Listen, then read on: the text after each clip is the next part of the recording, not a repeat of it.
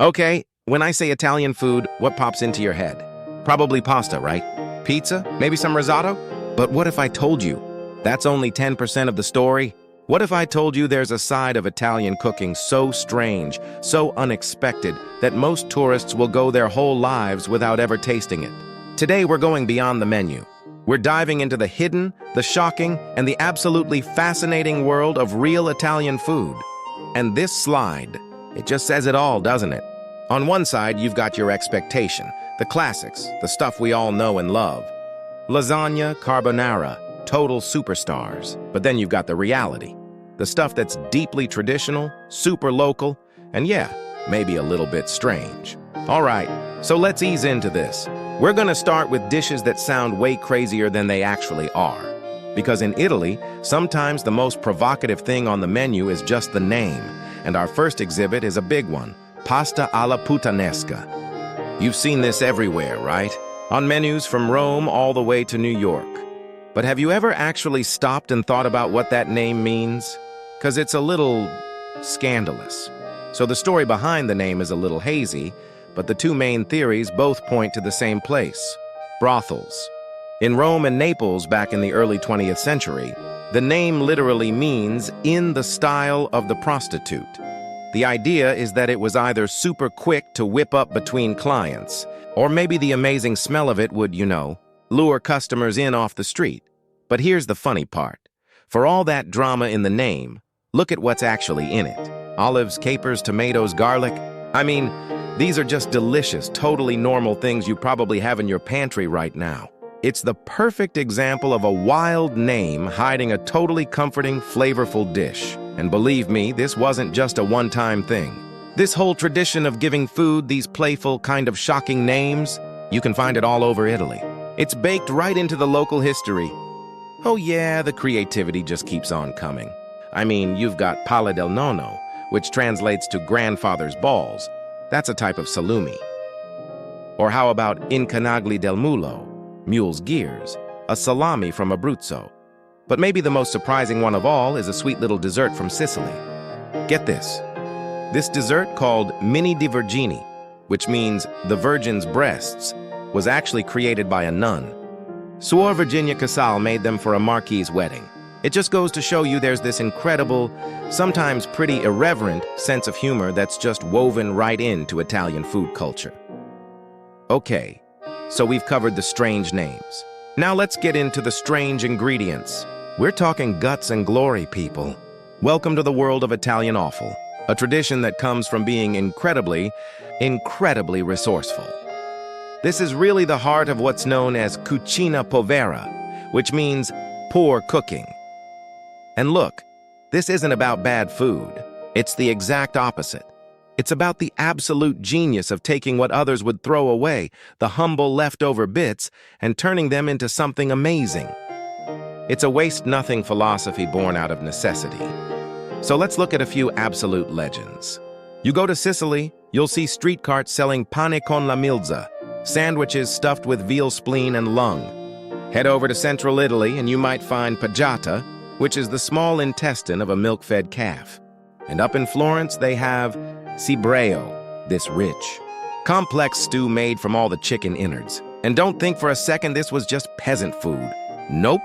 Cibreo, that chicken stew, it was supposedly a favorite dish of Catherine de' Medici herself.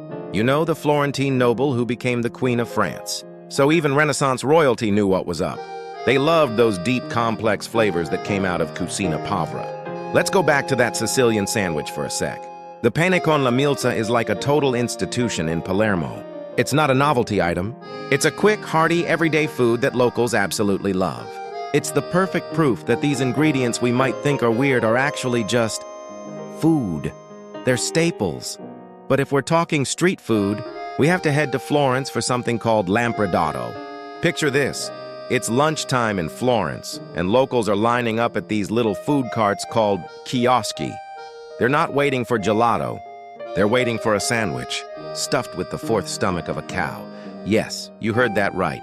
Lampredotto is the abomasum, the final stomach chamber, slow-cooked for hours in a broth of tomatoes, onion, and celery. It's been a Florentine institution for over 500 years. And here's the thing. Florentines don't see this as weird food. It's just lunch. You'll find CEOs and construction workers standing side by side at these carts, dipping their Lampredotto sandwiches into the cooking broth. It's the great equalizer of Florentine food culture. Now, if you think that's intense, let me take you back to Sicily, because Palermo has its own answer to street food, Stigghiola. Imagine walking through the streets of Palermo and smelling something grilling over charcoal. It's lamb intestines, wrapped around green onions and parsley, grilled right there on the street.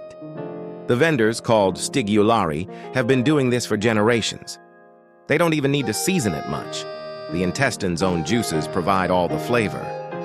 For Palermitans, this isn't adventurous eating. It's what you grab on your way home from work.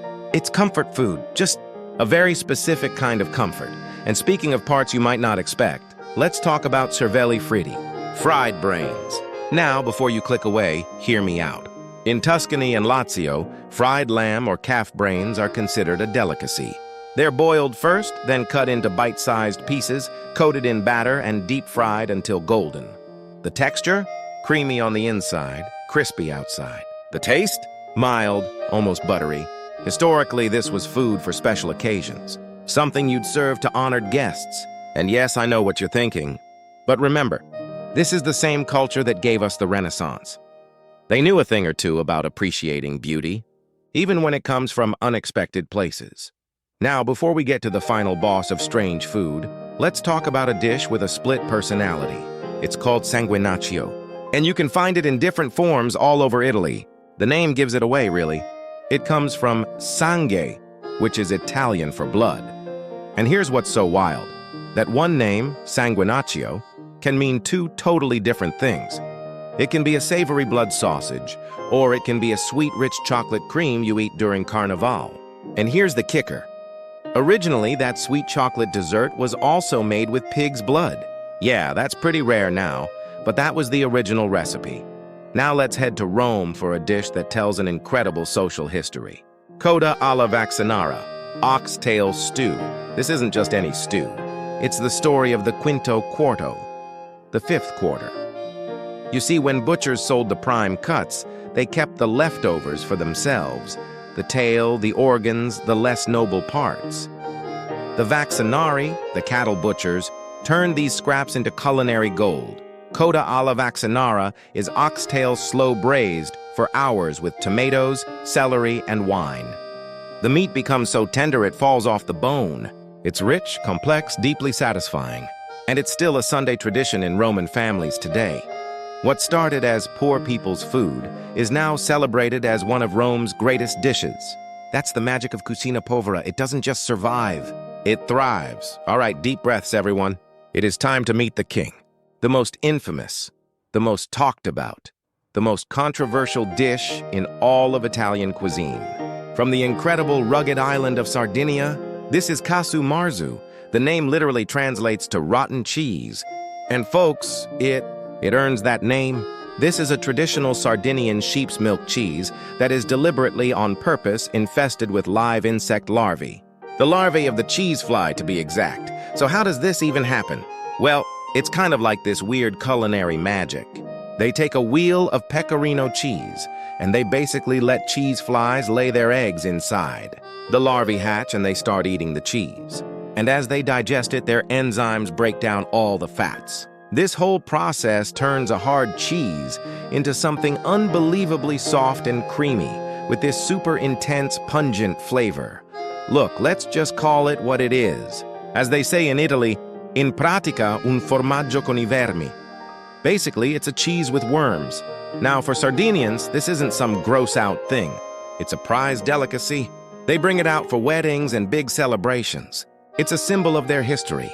But yeah, for obvious health reasons, the European Union has banned it from being sold commercially.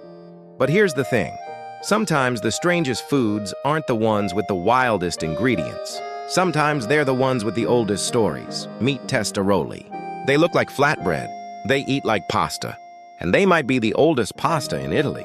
Born in Lunigiana, between Tuscany and Liguria, Testaroli date back to the Etruscans, over 2,000 years ago. They're made from just flour and water. cooked on a hot metal disc called a testo, then cut into diamonds and boiled. Traditionally served with pesto, they're a living link to ancient Italy. When you eat testaroli, you're tasting something that Romans might have eaten, that Etruscans definitely ate. Now that's what I call authentic.